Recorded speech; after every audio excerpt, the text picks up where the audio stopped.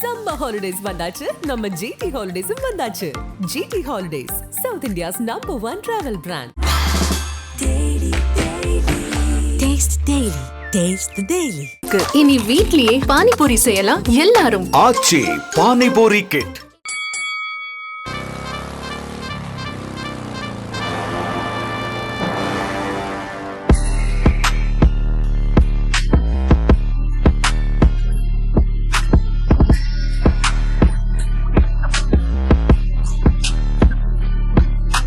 இப்போ போய் விக்ரம் ரீசெண்டா மீட் பண்ணிட்டு வந்தீங்க, அதை பத்தி சொல்லுங்க மேம். ஸோ இப்போ இங்கே இன்டர்வியூ கொடுக்கறதோ அன்னைக்கு அந்த சியான்ஸ் அட்வைஸை கேட்கல, ஒரு பார்த்ததுமே அப்படியே ஸ்டன் ஆயிட்டேன் நான். ஸோ அவர் எனக்கு எழுதி கொடுத்தாரு, ஒரு கிரீட்டிங் கொடுத்து பயங்கர சந்தோஷமா பட்டர்ஃப்ளை மூமெண்ட் எல்லாம் இருந்து. பட்டர்ஃப்ளை மூமெண்ட் தான் அது. எப்பத்துல இந்த மாதிரி பண்ற இது பாய்ஸ் பண்ணது ரொம்ப கஷ்டம், ஒரு கேர்ள் பண்ணதுன்னா அது ரொம்ப டிஃபிகல்ட்டு. அதனால நான் காம்படிஷனும் பண்ணியிருக்கேன், miss world champion India 4th place. அந்த 3 years நீங்க எவ்வளவு மணி நேரம் ஒர்க் அவுட் பண்ணுவீங்க? நான் 2 to 3 hours ஒர்க் அவுட் பண்ணுவேன் எவ்ரிடே. அந்த கட்டிங்ல ஒன்றும் இருக்காது, வெறும் சிக்கன், எக்ஸு, வெஜிடேபிள்ஸ், ஃப்ரூட்ஸ் அந்த மாதிரி தான் இருக்கும். கம்ப்ளீட் ரைஸே இருக்காது. ஆக்சுவலாக பீரியட்ஸ் டைமில் வந்துட்டு ஓவர் எக்ஸசைஸும் பண்ணக்கூடாது, ஓவர் ஒர்க் அவுட்டு லிஃப்ட் பண்ண லைக் ரொம்ப கஷ்டமும் இல்லை. இது இந்த ஃபீல்டில் நிறைய பேர் பண்ண மாட்டாங்க, லைக் ஹார்மோனல் சேஞ்சஸ் அந்த மாதிரிலாம் இருக்கும், நிறைய பேர் பண்ண மாட்டாங்க. நான் பண்ணி பார்க்கலாம் அது என்ன தான் இருக்குது. ஸோ இப்போது என்னோட அப்பியரன்ஸ் வந்துட்டு கொஞ்சம் டிஃப்ரெண்ட்டாக இருக்கும், ஏன்னா நான் பாடி பில்டிங் பண்ணுறேன். இப்போ நீங்கள் போனோன்னா உங்களுக்கு ஃபிட்னஸ் வேணும்னா அதுக்கு தகுந்த மாதிரி எக்ஸசைஸ் இருக்கும். ஃபஸ்ட் டேவே நான் நிறைய ஒர்க் அவுட்ஸ்லாம் பண்ணிவிட்டு நெக்ஸ்ட் டே பெயின் ஆகிட்டு நான் ஜிம்முக்கே போகாமலாம் ஆகிட்டேன்.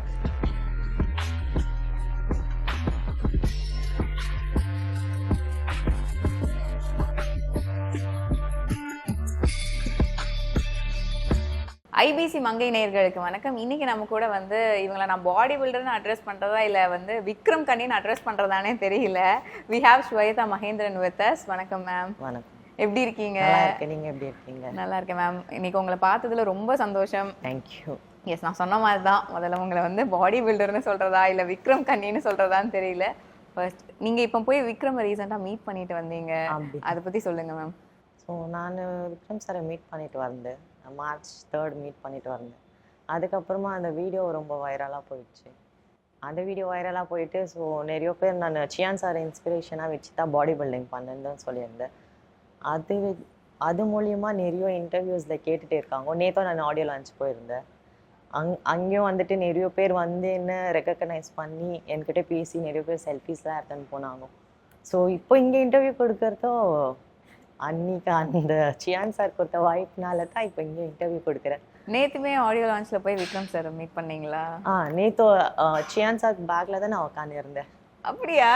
ஸோ நீங்கள் என்னெல்லாம் பேசிக்கிட்டீங்க சார்கிட்ட? இல்லை, நேற்று சார்கிட்ட பேச முடியல. வந்திருந்தோம் லைக் ஷேக் ஹேண்ட் பண்ணிவிட்டு ஹாய் ஹவ் ஆர் யூ அப்படின்னு சொன்னார். அதுக்கப்புறமா பேச முடியல. சார் ஃப்ரண்ட்டில் இருந்தார், ஒரு சீட் விட்டு பேக் நான் இந்த 3rd ரோவில் நான் இருந்தேன். அதுக்கப்புறமா வீட்டுக்கு கிளம்பக்குள்ள பாய் சார் அப்படின்னா பாய் கண்ணா அப்படின்னு சொல்லிட்டு போனாரு.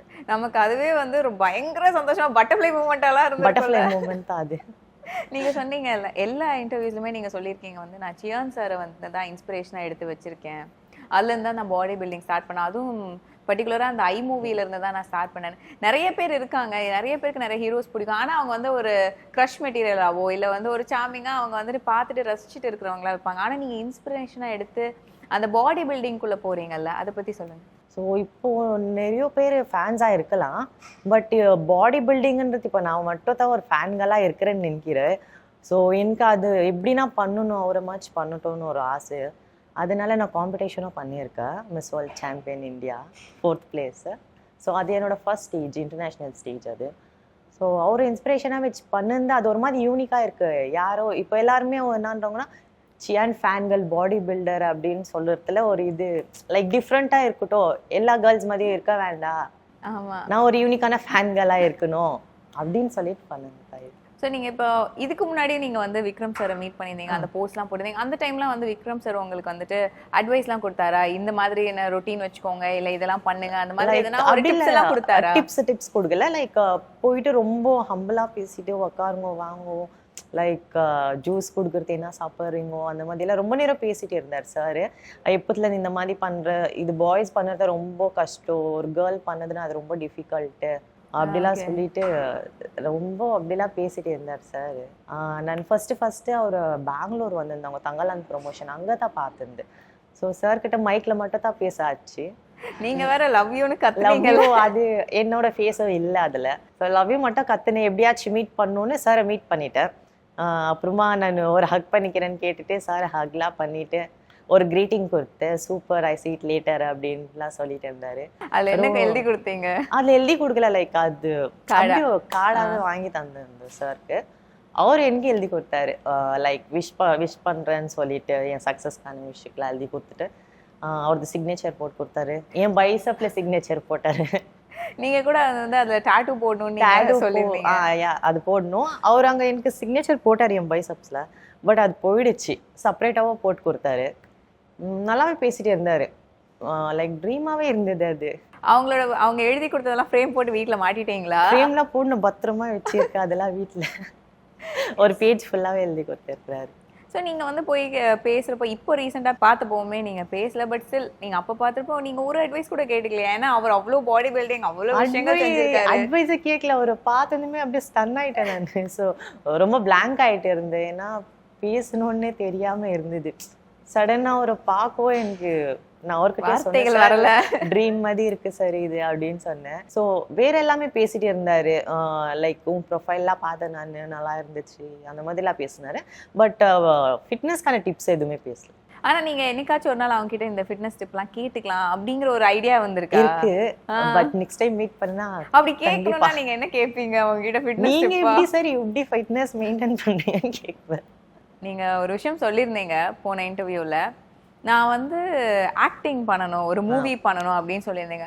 அதுவும் ஒரு பாடி பில்டராக தான் நான் வந்து ஒரு ப்ரொஃபைலாக காட்டணும் அப்படின்னு சொல்லியிருந்தீங்க.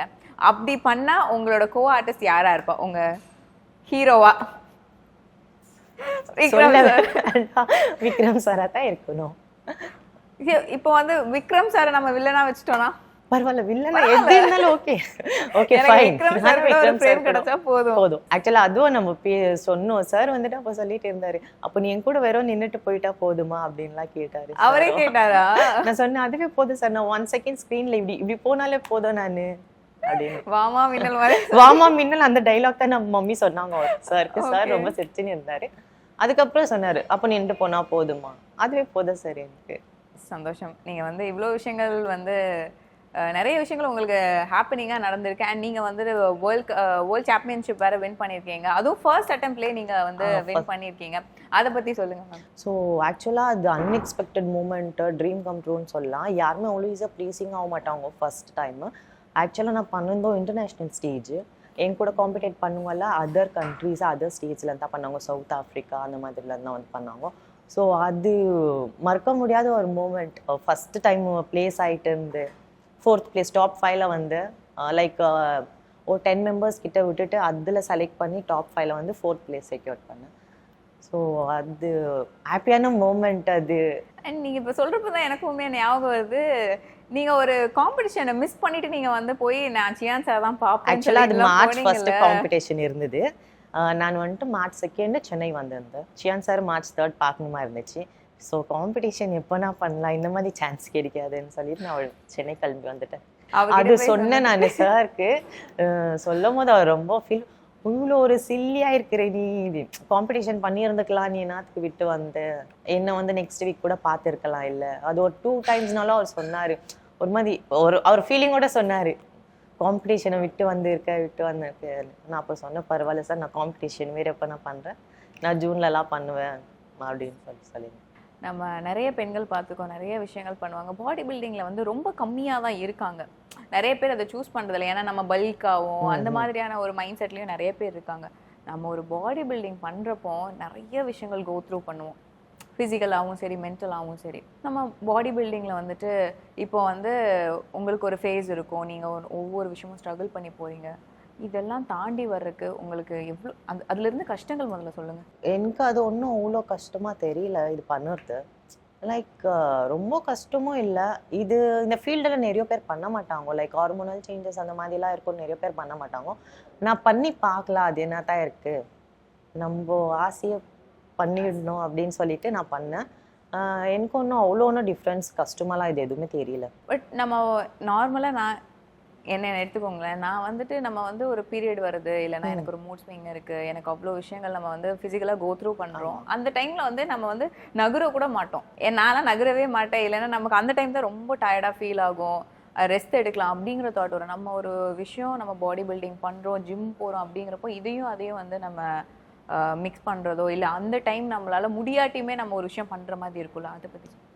ஸோ பீரியட்ஸ் டைமில் கூட நான் ஜிம்மு போயிடுவேன். பீரியட்ஸ் இருந்தாலும் நான் ஜிம்மு போவேன். மூட் ஸ்விங்ஸ்லாம் இருக்கும், அது இருந்தாலும் நான் போவேன். எனக்கு ஒரு மாதிரி ஜிம்முன்றது அடிக்ட் ஆயிடுச்சு. ஸோ அதெல்லாம் இருந்தாலும் கஷ்டம் இருந்தாலும் அன்கம்ஃபர்டபுளாக ஃபீல் ஆனாலும் நான் அது போய் பண்ணுவேன். எனக்கு ஒன்றும் அது அவ்வளோ இதாக தெரியல. கேர்ள்ஸுக்கு நார்மலாக அது இஷ்யூஸ்லாம் இருக்கும், அதெல்லாம் பார்த்துட்டு இருந்தால் ஆகாது இல்லையா? ஸோ ஏன்னா நிறைய பேர் வந்து இப்போ இருக்கிறதுல வந்து நிறைய பேர் வந்து போறாங்க. நம்ம என்னதான் இது நமக்கு டெய்லி மந்த்லி வரதானங்கிறப்போ அதுலயுமே நிறைய விஷயங்கள் இருக்குல்ல. ஏன்னா வெயிட் தூக்குறோம், அதனால நமக்கு என்ன ஆகும் அப்படிங்கிற மாதிரி எல்லாம் மென்டாலிட்டி எல்லாம் போயிடும். ஆக்சுவலாக பீரியட்ஸ் டைமில் வந்துட்டு ஓவர் எக்ஸசைஸும் பண்ணக்கூடாது, ஓவர் ஒர்க் அவுட்டு லிஃப்ட் பண்ணலாம். ஸோ மீடியமாக பண்ணிட்டு வந்துடணும், லைட்டாக பண்ணிட்டு. ஸோ உங்களோட டயட் பிளான்லாம் என்ன மாதிரி இருக்கும்? என்னோட டயட் பிளான் லைக் அது டிபெண்ட் ஆகும். நம்ம பல்கிங்கில் இருக்கும் போது ஒரு டயட் பண்ணுவோம், கட்டிங் வரும்போது ஒரு டயட் பண்ணுவோம். ஸோ நான் வந்துட்டு கட்டிங் பண்ணும் போதெல்லாம் ரைஸ்லாம் இருக்காது, கொஞ்சம் வாட்டர் கட் பண்ணுறதா இருக்கும். ஸோ பல்கிங் டைம் வந்துட்டு நல்லா இருக்கும், டயட் பண்ணோம், ஜாலியாக இருக்கும். கட்டிங் டைம் ரொம்ப கஷ்டம். அது ஏன்னா சில விஷயங்கள் நமக்கு தர்ஸ்டி ஆனாலுமே நம்ம குடிக்கவே முடியாது, ரைஸ் இருக்காது, அது எதுனா பார்த்தா அது சாப்பிடணும்னு தோணும், அதெல்லாம் இருக்கும். ஸோ கட்டிங் மட்டும் கஷ்டமாக இருக்கும், கொஞ்சம் ரொம்ப டயர்டாகும். அது ஜீரோ கார்ப்ஸ் இருக்கும் போது ஒர்க் அவுட் பண்ண ஆகாது, தர்ஸ்டியாக இருக்கும், அந்த மாதிரிலாம் இருக்கும். அது ஒண்டி தான் கஷ்டம். மற்றபடி பல்கிங் டயட்லாம் ஜாலி. கட்டிங் கொஞ்சம் கஷ்டம், பட் அந்த கஷ்டத்தையும் பண்ணி வந்துட்டேன். இந்த கட்டிங்கிறது வந்து நீங்க வந்து இந்த காம்படிஷன் ப்ரிப்பரேஷனுக்கு முன்னாடி பண்ற விஷயங்கள்ல. ஸோ அந்த கட்டிங்ல எல்லாம் நீங்க என்னெல்லாம் பண்ணுவீங்க? அந்த கட்டிங்ல ஒன்றும் இருக்காது, வெறும் சிக்கன், எக்ஸு, வெஜிடேபிள்ஸ், ஃப்ரூட்ஸ் அந்த மாதிரி தான் இருக்கும். கம்ப்ளீட் ரைஸே இருக்காது.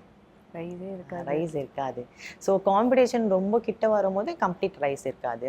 லைக் வாட்டர் கம்மி பண்ணின்னு வரணும். ரொம்ப இருக்குது, இது பாடி பில்டிங்கில் ரொம்ப இருக்குது, சொல்லணும்னா சொல்லிட்டே போகலாம். அதெல்லாம் and some people have this mentality, இந்த ஜிம் போனால் நம்ம வந்துட்டு கண்டிப்பாக வந்து பாடி வந்து ஜாஸ்தி போட்டுருமோ அப்படிங்கிற பயம் இருக்கும். ஏன்னா ஆப்வியஸாக நம்ம ஜிம் போகிறோம், ஒர்க் அவுட் பண்ணுறோம், நம்ம ஒரு டயட் ஃபாலோ பண்ணுறோம். அப்போ வந்து பல்கிங்கை தாண்டி எனக்குமே அந்த ஒரு பயம் இருக்குது. நம்ம போனோன்னா நம்ம வந்து ஃபிகர் மாறிடுமோ அப்படிங்கிற ஒரு பயம்லாம் இருக்குல்ல. அப்போ ஜிம்மில் வந்து நிறைய மித்தெல்லாம் இருக்கும், அதெல்லாம் என்னென்ன? ஸோ அது நீங்கள் பண்ணுறதுக்கு பொறுத்து இருக்குது. நீங்கள் பாடி பில்டிங்னா அதுக்கு செப்பரேட் எக்ஸசைஸ் இருக்கும், நீங்கள் ஃபிட்டாக வச்சுக்கணுன்னா அதுக்கு செப்பரேட் எக்ஸசைஸ் இருக்கும். ஸோ நீங்கள் அது பொறுத்து பண்ணணும். எடுத்துமே ஃபிகர் அப்படிலாம் சேஞ்ச் ஆகாது. ஸோ இப்போது என்னோட அப்பியரன்ஸ் வந்துட்டு கொஞ்சம் டிஃப்ரெண்ட்டாக இருக்கும், ஏன்னா நான் பாடி பில்டிங் பண்ணுறேன். இப்போ நீங்கள் போனோன்னா உங்களுக்கு ஃபிட்னஸ் வேணும்னா அதுக்கு தகுந்த மாதிரி எக்ஸசைஸ் இருக்கும். ஸோ அது பண்ணிங்கன்னா நீங்கள் அப்படி ஃபிட்டாக இருக்குவீங்க. அதனால இது போனால் இப்படி மாறிடும் அந்த மாதிரிலாம் எதுவுமே இல்லை. அவங்கவுங்க பாடி டிபெண்ட்ஸு, என்ன மாதிரி வேணும் அவங்க அதை பொறுத்து ஒர்க் அவுட் பண்ணு. இப்போ வந்து ஸ்டெராய்ட்ஸ் எடுத்துக்கிறாங்க. பாடி பில்டிங்னாலே ரொம்ப வருஷமாக நமக்கு வர விஷயம் வந்துட்டு அந்த காம்படிஷன் போகணும் அப்படின்னா நான் வந்துட்டு இன்ஜெக்ஷன் போட்டுக்கணும், இல்லைன்னா நான் ஸ்டெராய்ட்ஸ் எடுத்துக்கணும், நான் வந்து என்னோட டயட்டில் வந்து சில விஷயங்கள் ஆட் பண்ணிக்கணும், சப்ளிமெண்ட்ரிஸ் நிறைய எடுத்துக்கணும், இந்த மாதிரியான விஷயங்கள் நிறையவே இருக்குது. அதுவே வந்து கான்ஷியஸாக இருப்பாங்க நிறைய பேர், இப்படி போனால் இதை தான் பண்ணணுமா அப்படிங்கிற மாதிரி. அந்த மாதிரிலாம் வந்து நீங்கள் அந்த மாதிரிலாம் இல்லை. அது சில பேர் சொல்லுவாங்க, நிறைய பேர் சொல்லுவாங்க ஸ்டெராய்டு எடுத்தால் பாடி வந்துடுது அப்படின்ட்டு. அது சில பேர் எடுக்குவாங்க, சில பேர் எடுக்க மாட்டாங்க. ஸோ அது எடுக்கணுன்னுட்டும் ஒன்றும் இது இல்லை. லைக் நம்ம நார்மல் ஃபுட்டு மெயின்டைன் பண்ணின்னு போனாலே போதும். டயட்டு ஸ்டெராய்ட்ஸ் தான் எடுக்கணும், சப்ளிமெண்ட்ஸ் தான் எடுக்கணும், அதெல்லாம் கம்பல்சரியே இல்லை. ஸோ நிறைய பேர் இது போனால் இது பண்ணணும்னு சொல்லுவாங்க, பட் அப்படி இல்லை. இப்போ நம்ம காம்படிஷனுக்குள்ளே போகிறோம் அப்படின்னா நம்ம ஆப்போனன்ட்ஸ் வந்து நம்மளோட ஸ்ட்ராங்காக இருப்பாங்களோ அப்படின்ற ஒரு நம்ம காம்படிஷனாக தான் பார்ப்போம். ஸோ அதிலெல்லாம் இருக்கப்போ அவங்க இப்படி வச்சுருப்பாங்க, நம்ம அதுக்கேற்ற மாதிரி சேஞ்ச் பண்ணிக்கணும், அந்த மாதிரியான தாட்ஸ் எல்லாம் வரும்ல. அந்த மாதிரி இருக்கும். லைக் இப்போ காம்படிட்னா அவங்களோட நம்ம நல்லா இருக்கணும்னு தான் எதிர்பார்க்குவோம். ஸோ நான் வந்துட்டு காம்படிட் பண்ணும்போது என் பாடி அவங்களா நல்லா இருக்குதுன்னு தான் நான் போனேன். என்னோட ரொம்பவே ஹெவி எக்ஸ்பீரியன்ஸ்டான பாடி பில்டர்ஸ்லாம் இருந்தாங்க அங்கே. ஸோ அவங்க எதிர்ப்பும் நான் கம்மியாகவே இல்லை. என் பாடி நான் ஓகேவா இருந்தேன். அவங்க எதிர்க்கும் அவங்கள்ட்ட நான் காம்படிட் பண்ணுற அளவுக்கு எனக்கு பாடி இருந்துச்சு.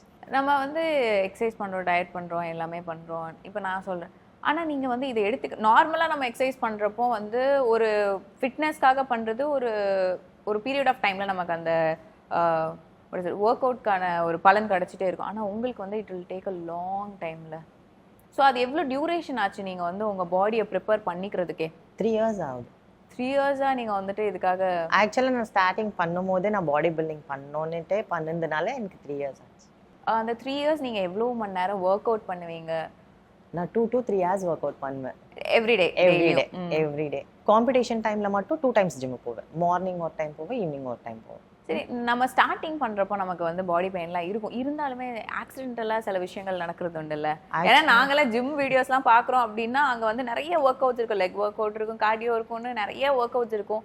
நிறைய பேர் நிறைய பண்ணுவாங்க. ஆனால் அதெல்லாம் பார்க்குறப்போ ஒரு பயமாகவே இருக்கும். அவ்வளோ வெயிட்ஸ் அவங்க வந்து லிஃப்ட் பண்ணுறாங்களே. ஆக்சிடென்டல் வீடியோஸ்லாம் நிறைய காட்டுவாங்கல்ல. அந்த மாதிரியான விஷயங்கள் வந்து அந்த மாதிரிலாம் எனக்கும் பார்க்கும்போது இருக்கும், பயம்ன்றது இருக்கும். ஸோ நான் ஸ்டார்டிங் ஜிம்முக்கு போகும்போது லைக் ஃபஸ்ட் டேவே நான் நிறைய ஒர்க் அவுட்ஸ்லாம் பண்ணிவிட்டு நெக்ஸ்ட் டே பெயின் ஆகிட்டு நான் ஜிம்முக்கே போகாமலாம் ஆகிட்டேன். ஸோ ரொம்ப பெயின் ஆகிடும். அதுக்கப்புறம் பண்ண அது ப்ராக்டிஸ் ஆகிடுச்சு எனக்கு. ஸோ அப்போது ப்ராக்டிஸ் ஆகிருந்தோம் ஹெவி வெயிட்ஸோ லிஃப்ட் பண்ணுறேன் நான். ஸோ நீங்கள் வந்து உங்களோட ஃபேமிலியில் வந்துட்டு இப்போ எங்கள் இதில் இருந்தெல்லாம் போனோன்னா நிறைய பேர் வீட்டில் வந்துட்டு பாடி பில்டிங்கா நீ ஏன் அதை பண்ணுற, நம்ம இப்படியே இருந்தால் போதுமே அப்படிங்கிற இடத்துல உங்களுக்கு சப்போர்ட்டிவாக ஃபர்ஸ்ட் வந்தது யாரு? சப்போர்ட்டிவாக ஃபர்ஸ்ட் வந்தது மம்மி, என்னோட ஃபேமிலி. மம்மி, டேடி, அண்ணா, ஃபேமிலி எல்லாருமே, ஒருத்தர் இல்லை எல்லாருமே சப்போர்ட். அதுக்கும் மீறி அது வீட்டில் ஜிம்முக்கு போய் அக்செப்ட் பண்ணி அதுக்கப்புறமா என்னோட கோச் பிரபுன்னு சொல்லிட்டு அவர் ரொம்ப சப்போர்ட் பண்ணாரு. என் பாடி இப்படி இருக்கிறதுக்கு காரணம் அவர் தான். ஏன்னா இப்போ இருக்கிற பெண்களுக்கு வீட்லேயுமே வந்து சில விஷயங்கள் ரெஸ்ட்ரிக்ட் பண்ணிடுவாங்க. உங்களுக்கு வந்துட்டு சுற்றி இருக்கிறவங்க பீப்புளாக இருக்கட்டும், உங்கள் வீட்டில் இருக்கிறவங்களா இருக்கட்டும், பேரண்ட்ஸ் எல்லாருமே வந்து ஒரு சப்போர்ட்டிவாக வந்து இருக்காங்க. நிறைய பேருக்கு அந்த ஆசை இருக்கும், நம்மளும் இதை ட்ரை பண்ணலாமே, பாடி பில்டிங் பண்ணலாமே அப்படிங்கிற ஆசை இருக்கும். ஆனால் அந்த பெண்களுக்கெல்லாம் வந்துட்டு ஒரு பூட்டு போட்ட மாதிரி நிறைய விஷயங்கள் சொல்லி ரெஸ்ட்ரிக்ட் பண்ணி வச்சுருவாங்கல்ல. ஃபேமிலிலையும் சப்போர்ட் கிடைக்காது, வெளியவும் எங்கேயும் சப்போர்ட் கிடைக்காது, அவங்களால அதை இனிஷியேட் பண்ணியும் போக முடியாது. அந்த மாதிரி ஒன்று விமென்ஸ்க்கு என்ன சொல்லுவீங்க? லைக் அவங்க வந்துட்டு ரிக்வெஸ்ட் பண்ணி இந்த ட்ரீம் நான் பண்ணணும் அப்படி இப்படின்னு ரிக்வெஸ்ட் பண்ணால் சில பேரண்ட்ஸ் அக்செப்ட் பண்ணுவாங்க. ஸோ கேர்ள்ஸ் எல்லாருமே அந்த மாதிரி ரிக்வெஸ்ட் பண்ணுங்க. உங்கள் ட்ரீம் பாடி பில்டிங்னு இல்லை, லைக் உங்களோட பேஷன் இல்லை கோல்ஸ் எது இருக்குதோ ரிக்வெஸ்ட் பண்ணி இது பண்ணணும்னு சொன்னால் சப்போர்ட் பண்ணுவாங்க கண்டிப்பாக பேரண்ட்ஸ். பாய்ஸ் தான் பண்ணோன்ட்டு இல்லை, ஒரு கேர்ள் ஃபேனை நம்ம ஒரு மாதிரி பண்ணலாமே அப்படின்னு. ஆல்மோஸ்ட் ஒரு 20 members கிட்டனாலும் வந்து என்கிட்ட பேசி என் கூட செல்ஃபி எடுத்துட்டுலாம் போனாங்க. நான் எல்லா ஸ்போர்ட்ஸுமே ஆடுவேன், வாலிபால் ஆடுவேன், த்ரோ பால் விளையாடுவேன். உண்மையாக சொல்ல போனேன்னா யாருமே என்னோட நேபர்ஸ் ஆகட்டும், ஃபேமிலி ஆகட்டும் யாரும். ரம்ஜானுக்காக ஸ்பெஷலாக பண்ணேன். இந்த பிளெயினாக தெரியுது, இதோட அந்த லேஸ் பார்டர் வந்து ரொம்ப ஹெவியாக இருக்கு. எனக்கு தூக்கமாக தெரிஞ்சதா? இது ரீசெண்டாக நான் அவ்வளோ பேருக்கு வந்து டிஸ்பேச் பண்ணியிருக்கேன். இது நான் எதிர்பார்க்கவே இல்லை. நான் முதல் முறையே இதை நான் ரெடி பண்ண கொடுத்தப்போ எந்த கலரில் வேணும், பிரிண்டிங் எதில் வேணும்னு கொடுக்கும்போது நான் ரெடி பண்ண சாரியில் ஹிட் ஆனது இதுதான். பிளெயினாக இருக்குது, ஆனால் அதை கெட்டும்போது காட்டன் வெரைட்டியில் என்னென்ன வெரைட்டி இருக்கோ எல்லா வெரைட்டியும் நான் வந்து நம்மளோட பிராண்டில் வச்சுருக்கேன். இது வந்து இந்த மதுரை காட்டனில் வந்து ஸோ ஒரு 2 கலரில் சிங்கிள் மட்டும் தான் பண்ண முடியும். அனதர் கொஞ்சம் டார்க் டோனில் போனால் நல்லாயிருக்கும். ஆனால் பிளாக்காக பார்க்க தான் அழகு. அண்ட் இப்போ இன்னொன்று நான் சொன்ன அந்த கலம்காரி அந்த கலம்காரியை வந்து சீரியலுக்கு போய் நம்ம பிராண்ட்லேயே அதை கொண்டு வரணும்னு சொல்லிட்டு தான் இந்த பார்டர்லாம் பார்த்தீங்கன்னா பாருங்க, உங்களுக்கு தெரியும் நிசாம் பார்டர்னு சொல்லுவாங்க. நிசாம் பார்டர் இதில் வந்து ஒரு ஸ்டோரி டெல்லிங் மாதிரி இருக்கும். இதுக்கு உள்ளே இருக்கிற இந்த காட்டன் வந்து பட்டேடான்னு சொல்லுவாங்க. அதுவும் பிடிச்ச விதமாக பிளாக்ல வந்துருக்கு. இது மாதிரி 2 சைடில் இந்த கங்கா ஜமுனான்னு சொல்லுவாங்க. அந்த 2 கலர் பார்டர் வந்து அப்படிதான். இந்த சாரியை பார்த்தீங்கன்னா அது பியோர் கைத்தறி சாரி, கைத்தறி நெசவு பண்ணி வந்த சாரி. இதெல்லாம் பவர்லூம் கிடையாது, இது எல்லாமே கம்ப்ளீட்டாக கையில் ஒர்க் பண்ணி வந்த சாரி. சில விஷயங்கள் நம்ம கிட்ட இருக்க கலெக்ஷன்ஸ் எல்லாமே பார்த்தீங்கன்னா கமர்ஷியலாகவே இருக்கு. தான் ப்ளவுஸுக்கு என்னன்னா ரவிக்கே தான் அழகு. இந்த ரவிக்கேன்னு சொல்லும் போதே ஒரு அழகு இருக்குது. அப்படிங்கிறதுனால தான் அந்த சேலையும் ரவிக்கையும், சேலை ரவிக்கேன்னு சொல்ல கணவனும் மனைவியும் சொல்லும்போது எப்படி இருக்குது, அழகாக இருக்குல்ல. அப்போ அந்த மாதிரி சேலையும் ரவிக்கையும்.